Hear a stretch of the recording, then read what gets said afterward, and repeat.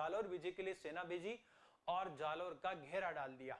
हमने चर्चा की थी आरंभ में कि जालोर के शासक समर सिंह ने जालोर दुर्ग के चारों ओर एक कुशल और मजबूत परकोटा बनाने का कार्य प्रारंभ किया था, लेकिन मैंने बताया था कि उसका एक भाग रह गया था। उस एक भाग के निरपूर्ण निर्माण होने से पूर्व ही खिलजी सेनाएं जालोर विजय के लिए आ गई थी। तो उस एक भाग को सुरक्षित रखने के लिए कानड़देव के नेतृत्व में एक योजना बनाई गई कि इस भाग को मिट्टी से बना दिया जाए, यानी वो भाग जहां दीवार नहीं बनी थी उस दीवार को मिट्टी से बना दिया गया।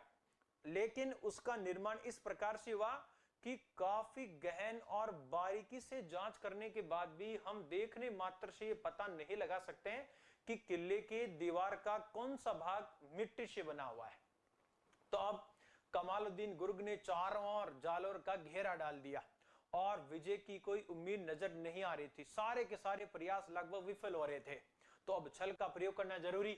तो उसी समय इसका एक मंत्री था दहिया राजपूत बीका।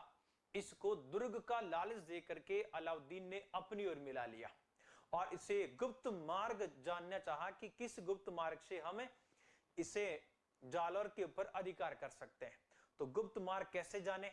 तो गुप्त मार्ग के लिए उसको बुलाया तो उसने कहा कि देखिए गुप्त मार्ग की जानकारी तो मुझे है नहीं, लेकिन इतना जरूर है इस किले की चारों ओर जो परकोटा है, जो दीवार है, उसका एक भाग मिट्टी से बना हुआ है और उस मिट्टी से बने हुए भाग से हम किले के अंदर प्रवेश कर सकते हैं।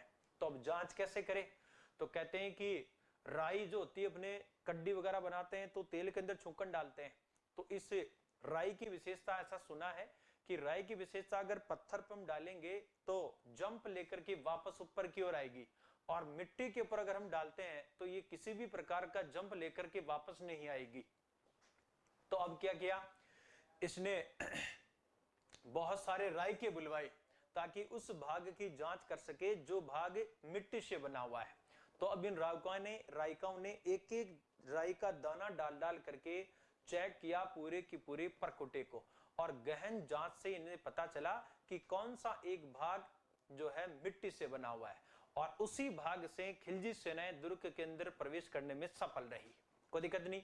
अब इस बीका दहिया द्वारा जो देशद्रोह किया गया था, जो गद्दारी की गई थी, इसकी जानकारी प्राप्त हो गई थी इसकी रानी या पत्नी हीरा दे को, और हीरा दे ने इसे तुरंत मृत्यु के घाट उतार दिया और वही तलवार लेकर के ये पहुंची कानड़देव के पास और कानड़देव से अपने पति बीका दहिया द्वारा किए गए गद्दारी की पूरी जानकारी प्रदान की।